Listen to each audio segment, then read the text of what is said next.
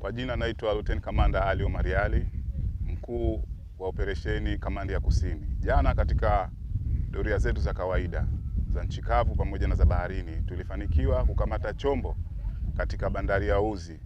Chombo hicho chenye usajili namba Z3141 jina yote ya Mungu, kikiwa na nahodha Ali Idrisa, mkazi wa Uzi. Chombo hicho kilikuwa kimepakia mafuta ya kupikia madumu ambayo yana lita 20 kila moja 344. Alafu pia ilikuwa imepakia sabuni ya miche aina Malaika maboksi 250 ambayo kila boksi lina miche 25.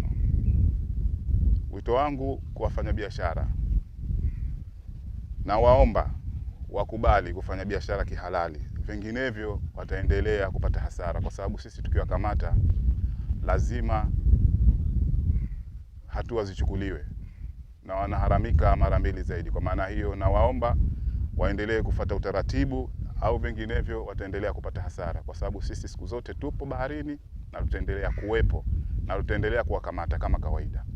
Sasa Saidi Abdallah Hamis ni afisa biashara natokea Wizara ya Biashara na Maendeleo ya Viwanda. Wizara ya Biashara ilipokea taarifa kutoka kwa kikosi cha KMKM juu ya ukamataji wa bidhaa zikiwemo mafuta ya kupikia ambayo ni dumu 344 zilikamatwa zikiwa zinaelekea Tanzania bara. Na kwa mujibu wa sheria ya biashara namba 13 ya mwaka 2000 na sheria namba 14 ya mwaka 2013 kupitia kanuni zake za udhibiti wa bidhaa za mwaka 2024, mfanyabiashara yote anayeingiza bidhaa zenye udhibiti, anayetoa kutoka Zanzibar kwenda sehemu yote nyingine anatakiwa akate kibali. Na bidhaa zenye udhibiti tunazungumzia ni mchele, unga ngano, sukari na mafuta ya kupikia. Kwa hiyo wafanyabiashara hawa walisafirisha hiyo bidhaa, lakini ilikuwa ni kinyume na utaratibu wa Wizara ya Biashara, kwa maana walikuwa hawana kibali cha usafirishaji kutoka Wizara ya Biashara. Na ukiangalia sheria hiyo ndio itaje pamoja na kanuni za udhibiti wa bidhaa, kwa hiyo zinasisitiza mfanyabiashara yote anatakiwa akate kibali. Ukiwa hujakata kibali hicho, kwa hiyo ni lazima kwamba sheria itafuata mkondo wake, na sheria imeweka adhabu kwa wale ambao walisafirisha kinyume na utaratibu. Ni wito wangu kwamba wafanyabiashara wote wanatakiwa wakate kibali kwa ajili ya kuingiza bidhaa na kupeleka bidhaa hasa zile zenye udhibiti.